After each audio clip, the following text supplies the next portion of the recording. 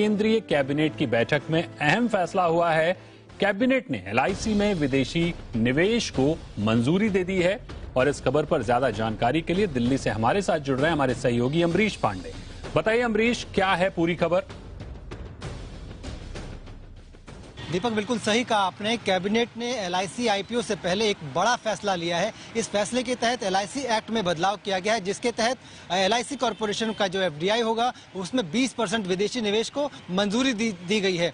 ये फैसला बहुत दिनों से लंबित था और अगर हम देखें तो इंश्योरेंस सेक्टर में 74% तक एफडीआई मंजूर है पहले से ही, लेकिन इंश्योरेंस का काम करने के बावजूद एलआईसी में ये मंजूरी नहीं थी, क्योंकि एलआईसी इंश्योरेंस कंपनी नहीं है। इंश्योरेंस सर्विस जरूर देती है लेकिन इंश्योरेंस कंपनी नहीं है।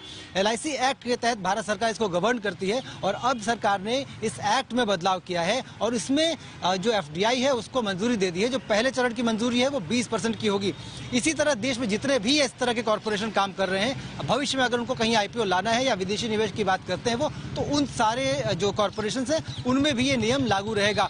तो एलआईसी एक्ट से पहले, एलआईसी के आईपीओ से पहले सरकार ने एक बड़ा बदलाव किया है, एक बहुत ही पॉजिटिव बदलाव किया है और सरकार को इससे एक ज्यादा बेनिफिट एलआईसी के आईपीओ में विदेशी निवेश के तहत के रूप में आने की संभावना दिख रही है।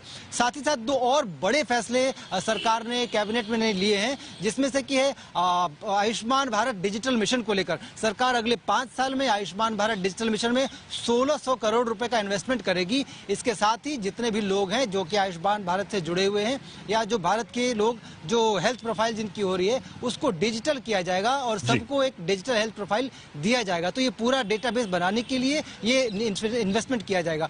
और इसके साथ कोल कंपनीज के लिए भी एक नियम आसान किया है सरकार ने और जितनी भी कोल कंपनीज हैं वो अपने कोल ब्लॉक्स को बजाय किसी स्पेसिफिक ऑप्शन के सीधा ई ऑक्शन करके अपना कोयला, जो अपना जो स्पेसिफिक कोयला है वो किसी को भी बेच सकती हैं। तो ये एक बड़ा बदलाव किया गया है कैबिनेट में, इसको भी मंजूरी मिली है। तो कुल मिला के हम ये देख सकते हैं तो कैबिनेट के जो तीनों फैसले हैं ये बहुत ही अहम है, बाजार के लिहाज से भी और निवेशकों के लिहाज से भी। जी बिल्कुल, बहुत ही अहम फैसले कैबिनेट से, 3 बड़े फैसले जिनका भी जिक्र अमरीश पांडे ने किया, एलआईसी को लेकर, कोल इंडिया को लेकर और आयुष्मान भारत को लेकर। बहुत बहुत शुक्रिया अमरीश हमारे साथ जुड़ने के लिए और इस अहम खबर को बताने के लिए।